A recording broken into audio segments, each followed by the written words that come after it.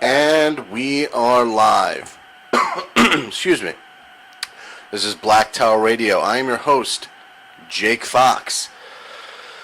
And we are broadcasting on 1040 AM, 92.1 FM, WYSL in Rochester, New York. Also on worldnewsradio.today. That's worldnewsradio.today. And we are joined today by Dr. Paul Craig Roberts.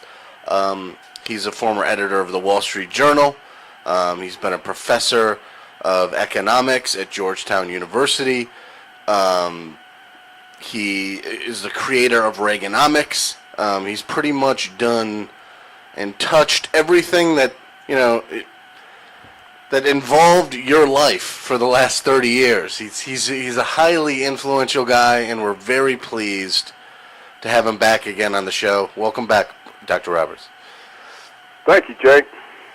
Okay, so, Dr. Roberts, we are, I don't know, I'd like to jump into a little geopolitical discussion, if that's okay with you. Sure. Okay. We're in a very, very, very volatile situation with Russia. We have presidential candidates talking about a no-fly zone over Syria, namely Hillary Clinton.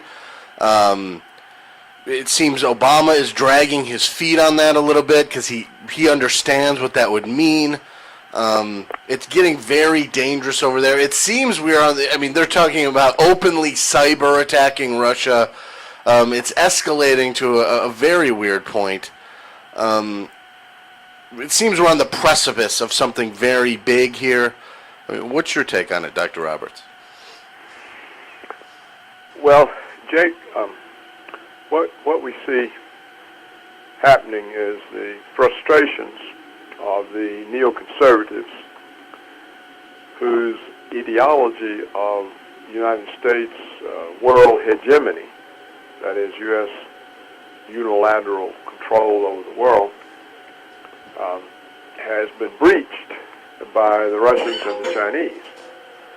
And so they're frustrated, and because they fervently believe, they're like fanatics, that the collapse of the Soviet Union gave the rest of the world to the United States as its empire. And at the time, they formulated the new foreign policy doctrine of the United States, which says that the principal goal of American foreign policy is to prevent the rise of any other country that could serve as a check on American unilateral action.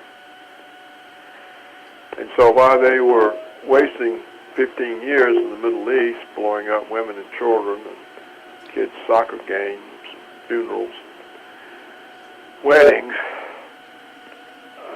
the Russians made clear that they weren't going to put up with us.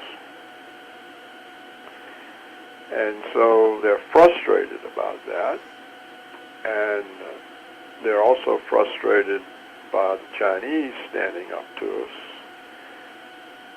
But they have enormous hubris and arrogance, and the frustration is leading to excessive demonstrations of hubris and arrogance, such that they're actually threatening nuclear powers that could wipe us off the face of the earth in 30 minutes. So it is an extremely serious situation. It's even more serious because the entirety of the American establishment is determined to put Hillary Clinton in the White House, and she is completely allied with neoconservatives and has actually herself threatened Russia with military action and has declared the president of Russia, who's democratically elected and has voter support far higher than anything any Western leader has ever had, including Ronald Reagan. And she's called this guy the new Hitler, a dictator. So it's a very serious situation.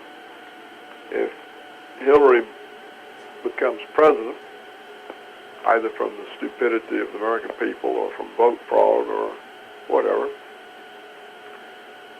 we face serious conflict with Russia and China. You have to remember that Hillary, I think, was the one who announced that the South China Sea was an area of American national interest. Well, that's kind of like China announcing that the Gulf of Mexico is an area of Chinese national interest, or the seacoast off of New York or California. I mean, it's absurd. And so when you have this kind of arrogance that doesn't see any limits, you have the potential of conflict. So we should all keep in mind that the conflict would likely be nuclear, and that the modern weapons are 1,700 times more powerful than the ones we used on Japan. And so essentially life on Earth ends. So Jake, the question of this election is not whether Trump gropes women or speaks lewdly about women. The question is whether we're going to get in the Oval Office somebody who doesn't want conflict with Russia, which Trump says he does not see the point of it, or we're going to get somebody like Hillary who's already threatened them. Now, from my long experience in the government and just my general education, it's insane to convince a nuclear power that you're going to attack them. But that's what we're doing to Russia. We're convincing them that we're going to attack them. We've got anti-ABM missile systems on their border to allegedly negate their retaliatory strategic weapons. We're putting all kinds of NATO bases, tanks, troops on their border. I mean, this hasn't been done since Nazi Germany. And that's the way the Russians look at it. And the other day, a high-ranking Russian announced something that was really quite a scary message. He said, Russia will never again fight a war on her own territory. If there's a NATO incursion of Russia, we will punish NATO. What he means is they're going to drop nukes all over them. It's going to be the end of Europe. And if we stick our nose in it, we're gone too. So this is the situation that we face, and this was created. It began with the Bill Clinton administration when they broke all the agreements that Reagan had made with Gorbachev and that George Herbert Walker Bush and Secretary of State Jim Baker had made with Gorbachev, and moved NATO to Russia's borders. This was a complete violation of the word of the United States government. And then we had George W. Bush pull out of the ABM treaty and start maneuvering to put ABM missiles on Russia's border. And then we had the change in American war doctrine under the Bush regime, George W. Bush, which moved nuclear weapons from a retaliatory weapon to nuclear first strike, preemptive first strike. And this is telling the Russians, hey, we're going to nuke you in order to get rid of you. And now we've got this idiot Obama and this idiot Hillary Clinton making all kinds of provocative threats against Russia. This is madness. This really is madness. I mean, this is insane. And this is what is really is at stake. If Trump's elected, assuming we can believe him, I mean, who knows? He says he doesn't see the point of conflict with Russia. He doesn't see the point of NATO. Well, of course, he's right. NATO should have ceased to exist when the Soviet Union did. But it's become an auxiliary force for Washington, you know. It's mercenaries. I mean, right now, there are many Italian troops fighting for us in the Middle East. Can you believe that? And the Air Force of Norway or Denmark, I forget which, and the UK and Australia, we're using in Syria. I mean, this is madness. So NATO no longer exists as a guard against the Red Army overrunning Europe. It's become a mercenary vassal army, like the ancient Persians had, that they tried to use against the Greeks, that we use against the rest of the world. And it shows then that the entirety of the Western world hasn't any conception of the danger it's bringing to itself by provoking nuclear powers, Russia and China, either one of which can wipe Europe or the United States off the face of the earth in 30 minutes. So the American people, if they think that what Trump says about women is important, they're crazy. They're out of their minds. What's important is that we get somebody in the Oval Office that calms down the tensions that have been building now, let's see, since Clinton, that's 8 years, George W. Bush, another 8, Obama, another 8, 3 8, 24. For 24 years, we've been elevating the tensions. And this is unprecedented in world history. And it just shows how low-key the Russians are, how confident they are, how much they'll put up with. But at some point, if you convince them that they're going to have a preemptive nuclear attack made upon them, the same with China, they're not going to sit there and wait for it. And so what we're witnessing is the complete, total failure, not only of the United States government, but of all of the Western countries that enable this insane behavior. Canada, Australia, New Zealand, the Japanese vassal state, Great Britain, France, Germany, Italy, Spain, Portugal, Greece, the Netherlands, Sweden, Norway, Denmark, and then all of Eastern Europe, the Baltic states, Poland, the Czech Republic, Slovakia, Slovenia, Hungary, Bulgaria. These people are enabling the conception in the Russian mind that they're going to be attacked. Now, the Russian weapon systems are far more modern and superior to ours.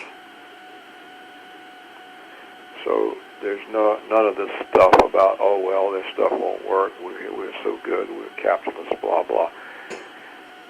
So we're really on the verge of a really serious situation.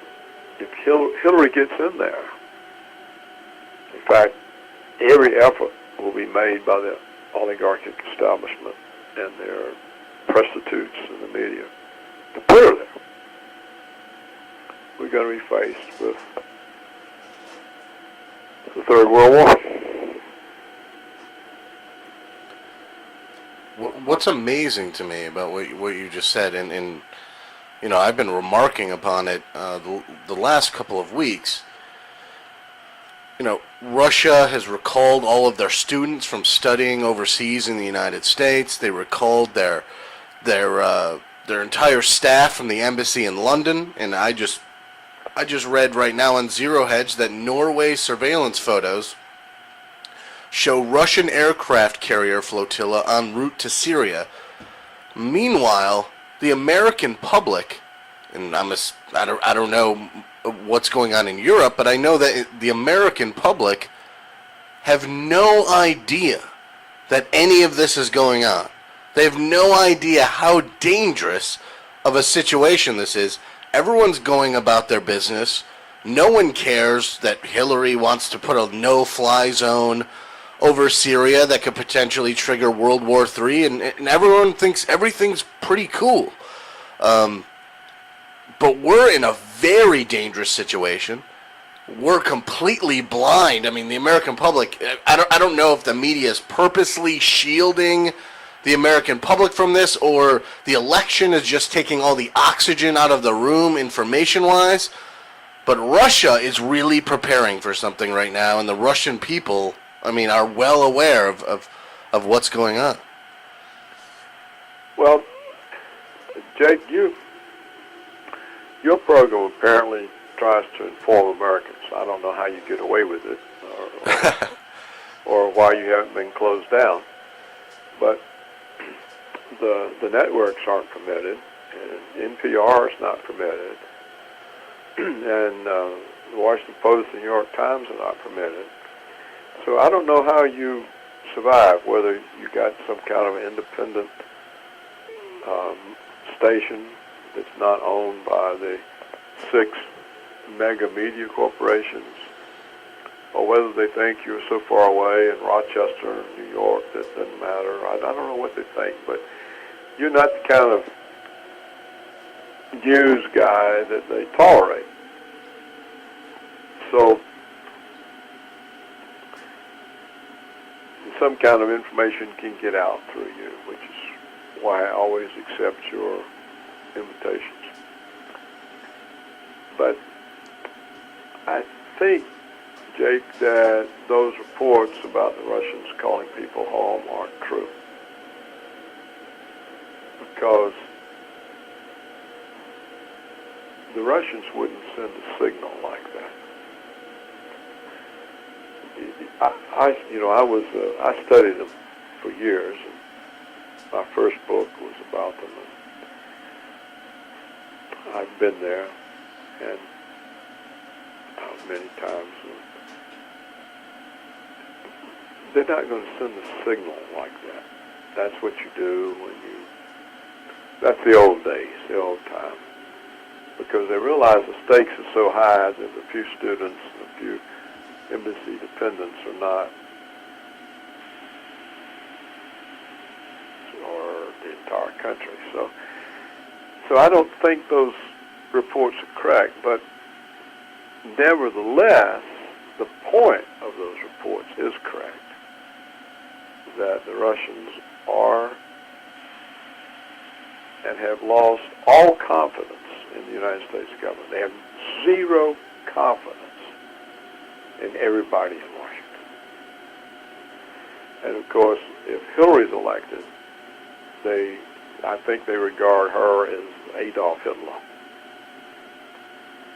And as the high-ranking Russian said, I can't remember his name, but I wrote about it. It's on my website, paulcraigroberts.org. He said, Russia will never again fight a war on her own territory. In other words, we're going to blow you off the face of the earth. So, in that sense, you're right. It's dangerous. But I think, on the whole, the Russians don't want a war. They've done everything to avoid it. They keep relying on diplomacy, even though they know that the United States only believes in force and does not believe in diplomacy, and never keeps any agreement, whether Syrian or Ukrainian or the ones that that the United States government made to them about NATO and the rest.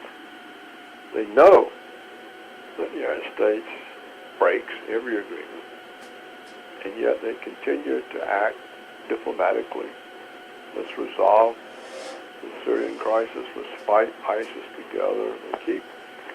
So I don't think they want a war, but I think that they've caught on that they have to watch us very closely, and I don't think they'll be caught off guard. And so we're back to the point that I made earlier, that they simply don't trust us, and we are convincing them that we're going to attack them. So that's insane. Look, I can tell you, you and your audience, this. During the many years I was in Washington, there were many instances in which both the United States and the Soviets received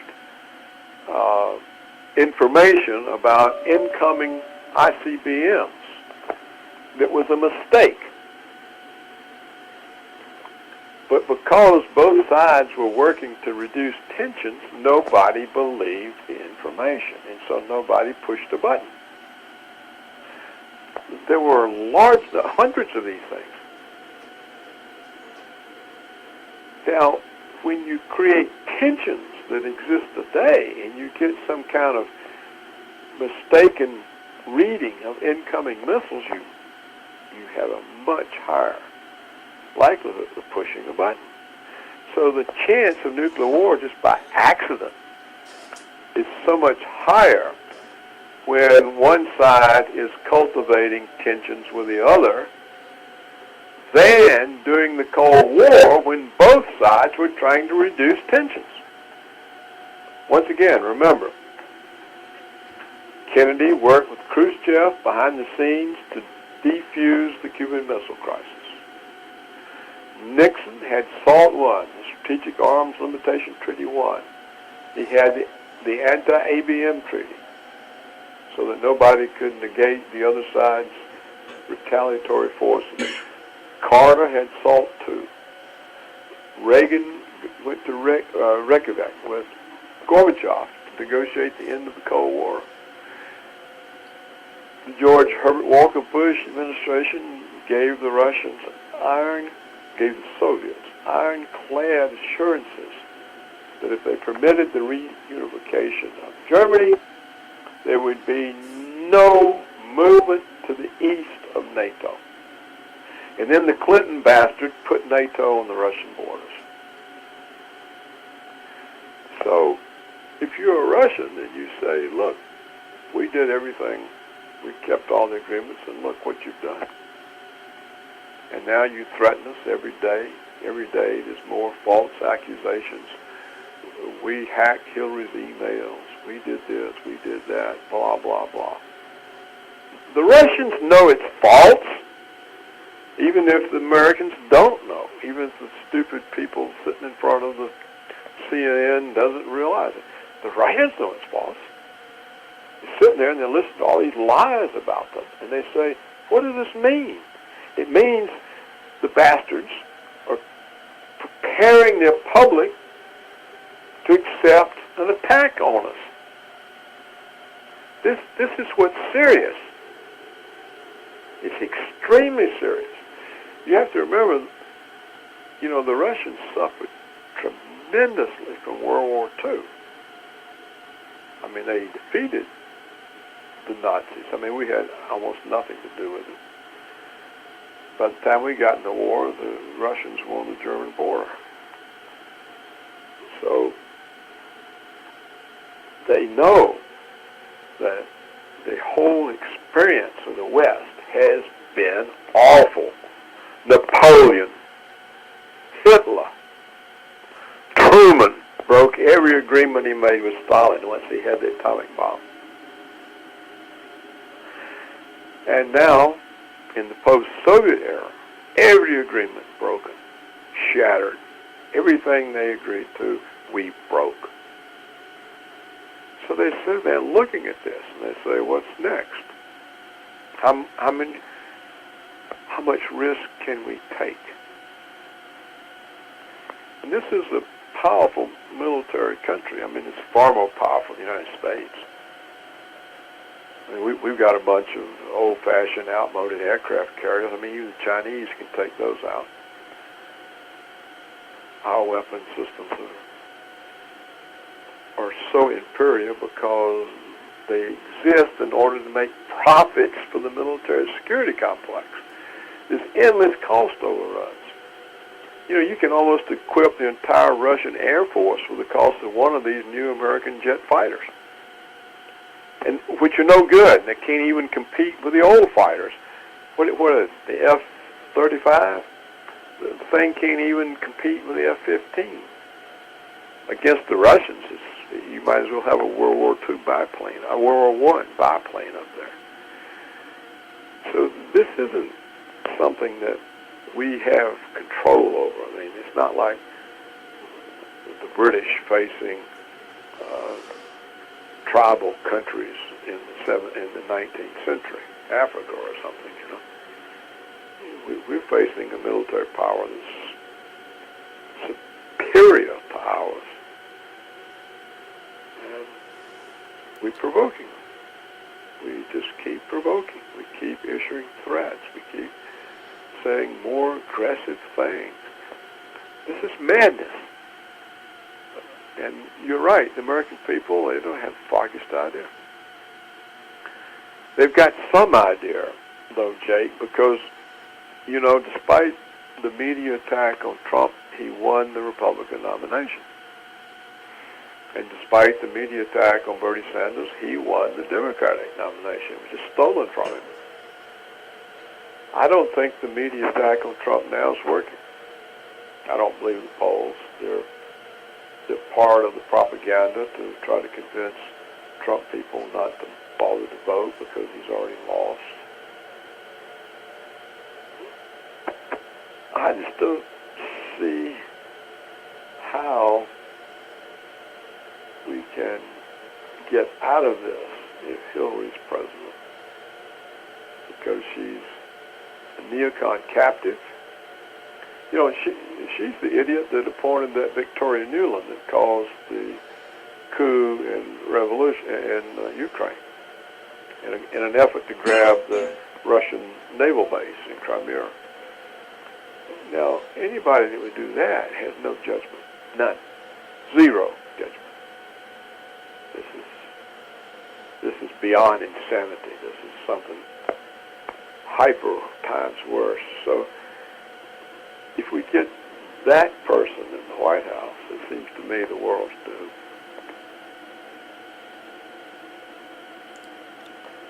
I just read today in the Daily Beast that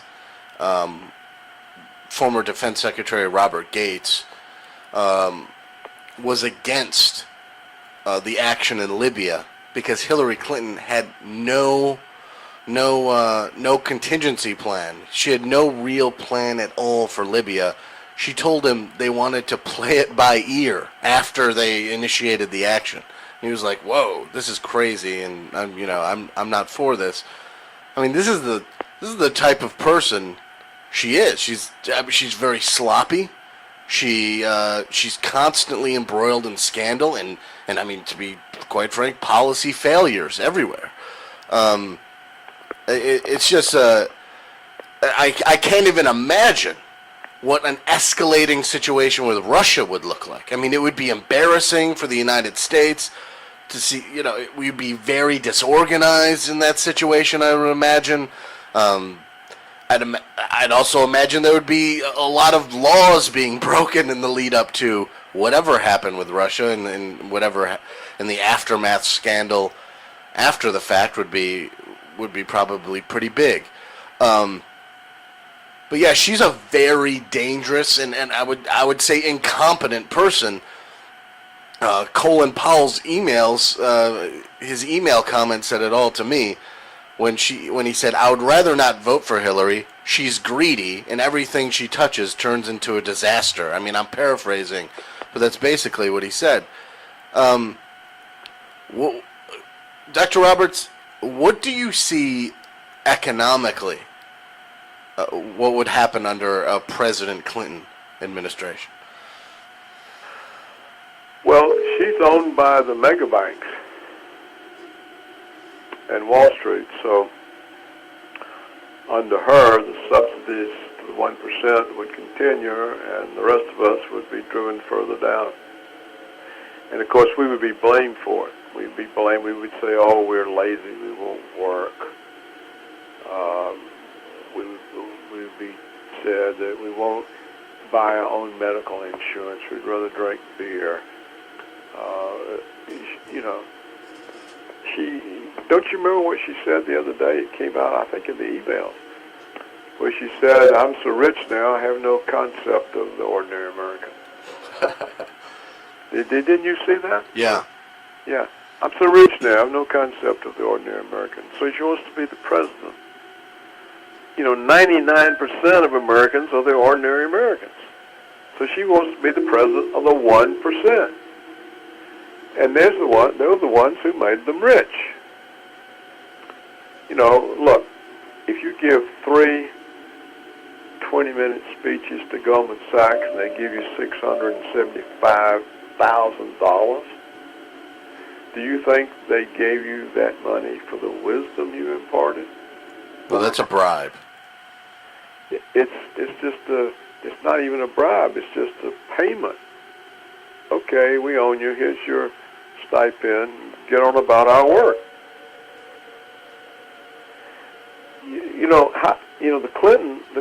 Bill Clinton was dirt poor. So is Hillary. They don't pay the president enough to be rich. What do they pay him? It used to be $200,000. I think it's $400,000 a year. An upper middle class income. It's not a rich income. $400,000 a year is an upper middle class income.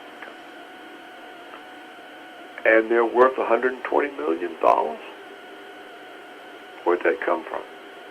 The foundation has got $1,600 million in it. Where'd this come from?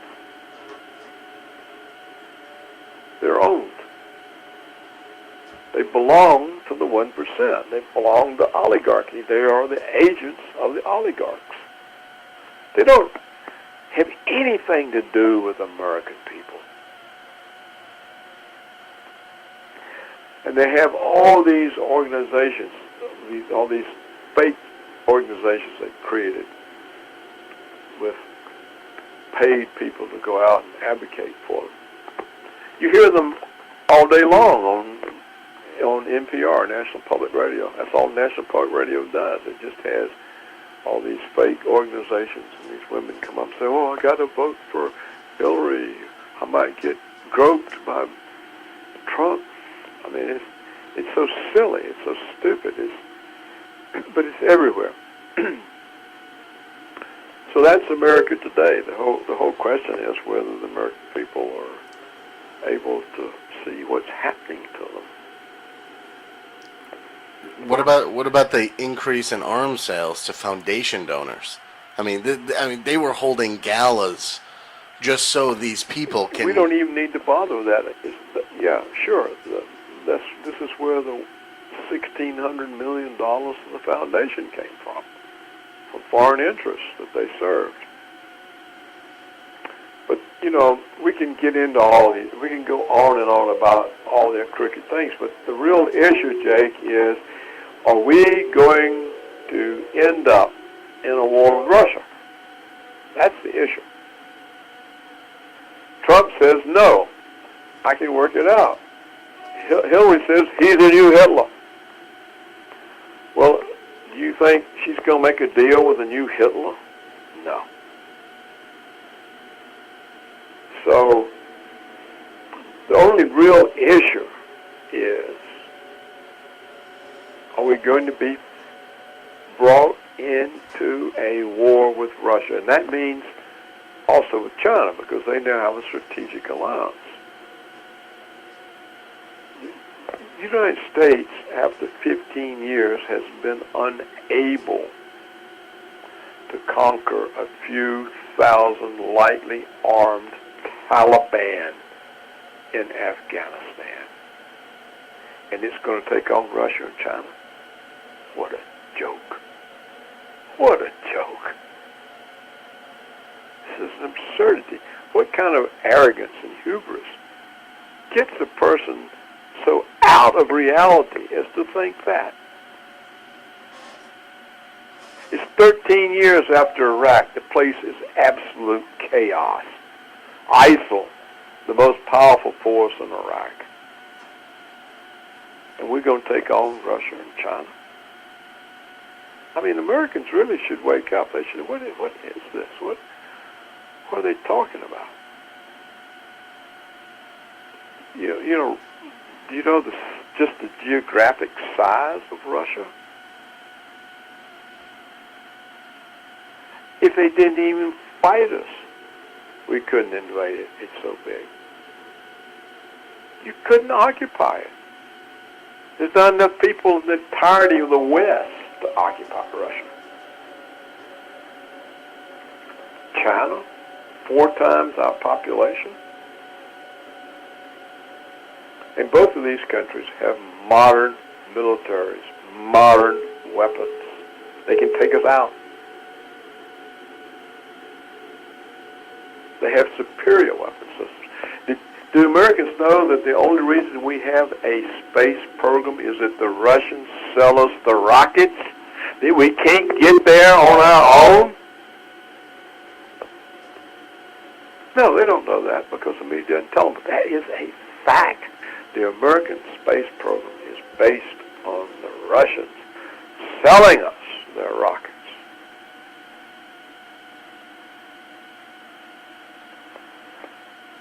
And so we're going to go to war, people.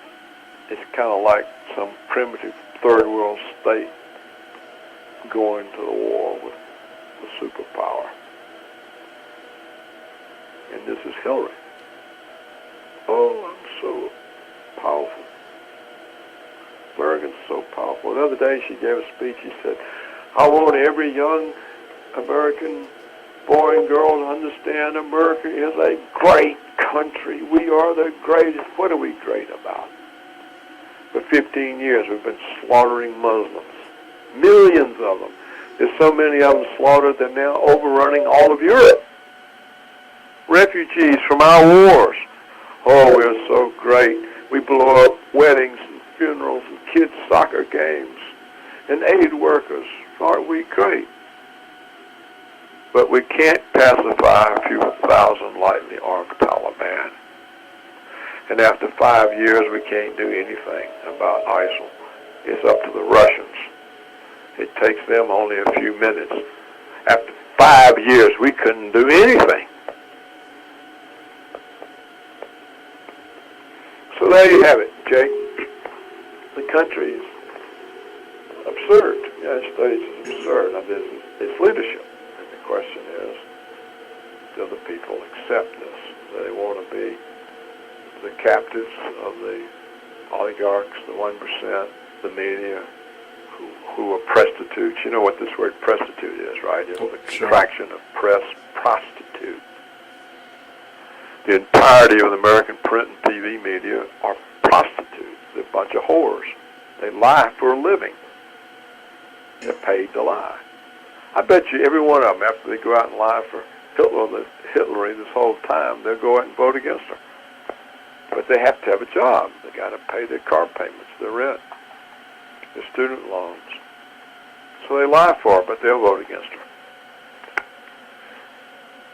So anyhow, I think we've covered the waterfront, Jake. I'd better quit now. We've certainly covered a lot of information.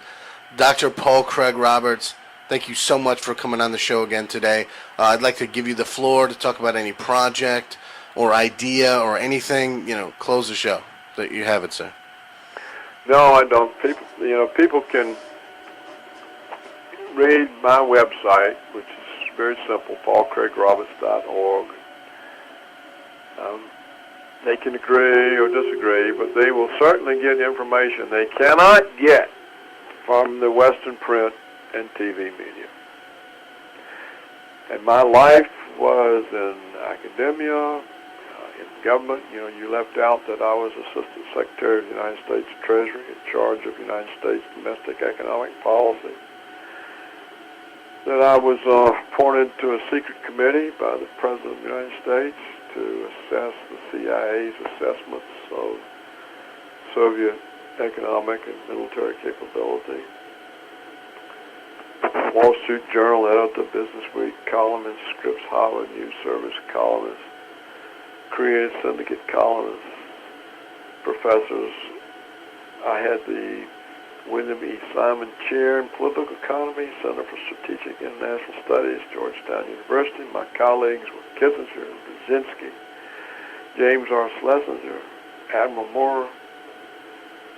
I was Senior Research Fellow for 25 years at the Hoover Institution, Stanford University. I know them all. I've met them all. I've lived it. I've seen it. I've had every security clearance. We are in really deep trouble because of the arrogance of a handful of people. That's my closing remarks. Jake, all the best to you. Thanks for sharing your audience with me. Thank you, Dr. Robertson. Also, I'd like to thank you for the compliment earlier. We love having you on this show. And in regards to the radio station I'm on, this is the second radio station I've been on. The first one, which you originally joined me on, was a Christian radio station. And now I'm on an independently owned radio station that's not owned by one of the big six. So they allow me to, have free speech. Yeah, well, I figured it had to be something like that, or if you had me on, they'd fire you. Thank you again for coming on the show, Dr. Roberts, and we'd love to obviously have you back on again in the future. Of course. I'll look forward to next time, Jake. Thank you. Goodbye. That was Dr. Paul Craig Roberts, one of the most long-time guests here we've had on Black Tower Radio. So we are going to be back with Azuri Crispino. She is the media director for the IWOC, the Incarcerated Workers Organizing Committee, which basically helps out the prison strike, which started on September 9th, the 45th anniversary of the Attica riots. It's getting no media coverage at all, which is ridiculous. I mean, you see MSNBC, their whole weekend is filled with prison shows. I mean, they're making tons of money off all of these scary prison shows, life inside prisons, but they're not giving any coverage to this prisoner strike, probably because a lot of their sponsors make money off of slave labor in the prisons. And I'd like to add this. A lot of the police shootings you see, shooting people of color, a lot of that, in my opinion, is collateral damage from this very issue, this prison slavery industrial complex, where private prisons lobby the government for keeping harsh drug laws on the books, and it gets people caught up in the whole prison system. People of color get arrested. They go into the prison system for long periods of time, and they end up in call centers for AT&T and making products for Starbucks or Walmart for little or not for little or no pay at all, and then they get out and they're a felon and they can't get a job, and then the whole cycle continues, and that's the root of the problem, in my opinion, and it's not really being talked about by anyone, not in the media. It's these grassroots organizers like Azuri Crispino that are bringing this issue to light, and we want to bring those kind of issues to light on Black Tower Radio. So We will be right back in about 15 minutes with Azuri Crispino, so stay tuned.